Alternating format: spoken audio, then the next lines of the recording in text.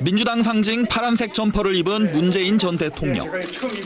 경남 양산에 이어 울산을 찾아 이틀째 민주당 후보 지지를 호소했습니다. 안녕하세요. 날선 정부 비판도 이어갔습니다.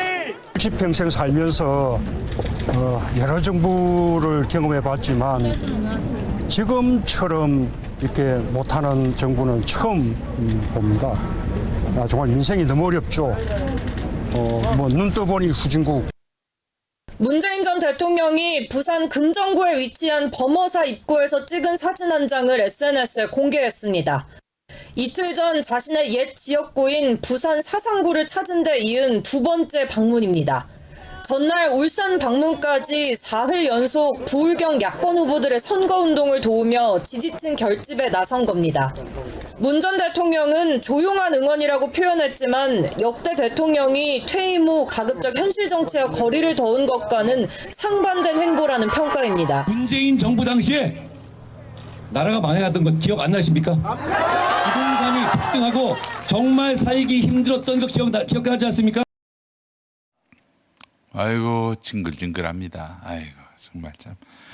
최근 야권 내에서는 이미 퇴임해서 양산 초야에 묻혀 사는 전직 대통령을 왜 자꾸 현실 정치의 진흙탕으로 끌어들이느냐 하는 항변이 나옵니다. 주로 특정 정치인들이나 일부 미디어를 중심으로 나오는 이야기지요.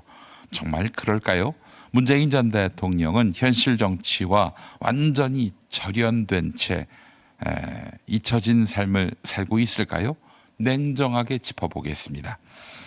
지나간 자취를 보면 사실은 전혀 다릅니다. 지난 총선 당시 준연동형 비례대표제 유지를 압박해서 조국혁신당에 공간을 열어준 배후에 문재인 전 대통령이 있었다는 설이 파다했습니다. 실제로 그는 PK 지역을 중심으로 직접 선거 유세 전면에 나섰습니다. 주로 이제 민주당 후보를 지원했는데 사실 조국혁신당이 지역구에 후보를 내지 않은 면도 있죠.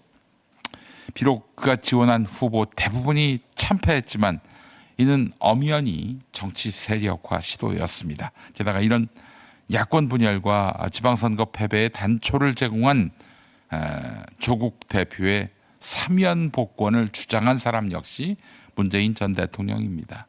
이재명 대통령 당선되고 얼마 안 됐는데 조국 씨를 사면시켜달라라고 이야기하지 않았습니까? 더 과거로 가볼까요? 2022년 대선 당시 자기 당의 대선 후보가 선출되자마자 불과 이틀 만에 그 후보와 유관한 사안에 대한 수사를 지시했습니다. 그 후보가 바로 이재명 후보고요. 수사는 바로 대장동 수사였습니다. 이렇게 해서 민주당 내에 후보가 교체될 수 있다 이런 시그널을 보냈습니다. 그 장본인이 누굽니까? 바로 문통입니다. 결과적으로 상대 진영에 윤석열이라는 거물급 대선 주자를 키워주고 정권을 넘겨준 결정적 단초를 제공한 것도 바로 문재인 정부였습니다. 정치학에는 책임 정치라는 개념이 있습니다. 권력을 쥐고 결정을 내린 자는 그 결과에 대해서 유권자에게 무한 책임을 져야 한다는 민주주의의 기본 원칙입니다. 퇴임했다는 이유만으로 그 모든 정치적 영향력과 결과에 대한 책임에서 자유로울 수 있을까요? 내후년 총선과 공천 과정에서도 그의 입김을 기대하는 친문 정치인이 존재하는 한 그를 현실 정치로 소환하는 것은 결코 과도한 끌어들이기가 아닐 것입니다. 더 심각한 문제는 그를 추종하는 세력들이 공유하고 있는 특유의 속성이 있습니다. 뭐냐? 선거에서 져도 미안해하거나 책임지지 않는다는 겁니다. 정치학자 막스 베버는 정치인에게 가장 중요한 자질로 책임윤리를 꼽았습니다. 자신이 내린 신념과 행동이 가져온 결과에 대해서 전적으로 책임을 지는 태도입니다. 그러나 친문 세력의 행태는 어떻습니까? 2022년 대선에서 패배해서 정권을 빼앗겨 놓고도 퇴임 전날 성공한 정권이었습니까? 또 출마할까요? 라면서 자화자찬을 늘어놓았습니다. 이번 2026년 지방선거에서 참패하고도 사실상 승리했다라면서 뻔뻔하게 우기는 모습, 다 보셨지 않습니까? 참으로 기괴하기까지 합니다. 그들이 왜 이겼다고 우겼는지는 우리가 잘 압니다. 패배를 인정하는 순간 책임을 져야 하고 책임을 지면 다음 권력을 줄 수 없기 때문입니다. 다음 당권을 줄 수 없기 때문입니다. 정치적 권력욕을 위해 객관적 사실마저 부정하는 행태인 것입니다. 졌는데 인정도 안 하고 책임도 안 지면 패배로 인한 고통과 심판의 무게는 고스란히 당원과 지지자들의 몫이 되는 것입니다. 이러한 무책임 정치가 가능한 원동력은 바로 이른바 팀 김어준으로 대표되는 맹목적 미디어 선동과 무지성 지지, 무지성 쉴드에 있습니다. 정치학에서 말하는 합리적 유권자는 정당과 정치인의 성과를 보고 평가합니다. 하지만 팬덤 정치와 결합한 맹목적 지지는 정치인을 무결점의 신으로 숭배하게 만듭니다. 잘못을 해도 용서하고 옹호하고 선거에서 져도 정신승리로 포장해 주니 정치인이 책임을 질 필요를 느끼지 못하는 것입니다. 조국이 그러한 상태 아닐까요? 친문 세력의 가장 간악한 지점이 바로 여기에 있습니다. 이 고리를 끊어내지 못한다. 민주당의 재집권은 요원합니다. 무책임한 팬덤 정치 그리고 그 정점에 있는 특정 미디어 권력을 이제 경계해야 합니다. 선을 그어야 합니다. 그렇지 않으면 야당으로 전락해서 저 무도한 권력의 사냥감이 되는 비극을 맞게 됩니다. 우리가 그러지 않았습니까? 근데 그 미디어 권력은 말이죠. 야당이 돼도 좋아요. 야당이 되면 더 많은 후원과 지지를 끌어낼 수 있기 때문입니다. 제가 늘 도시락을 싸들고 다니면서 목청 높여 이야기하는 것이 있습니다.